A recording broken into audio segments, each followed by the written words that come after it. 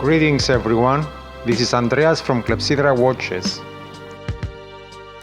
Have you ever wondered what's inside your watch?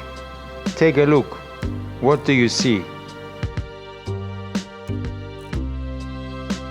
These black particles are not dirt that has penetrated the watch, but rather dirt that was created within the watch itself.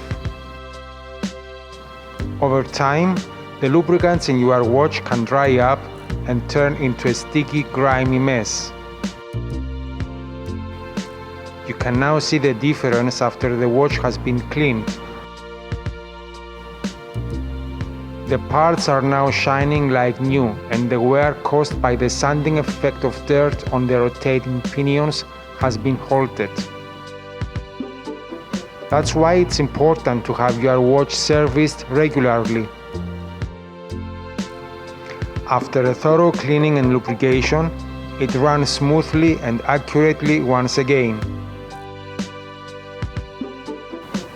Your watch is in need of some tender loving care.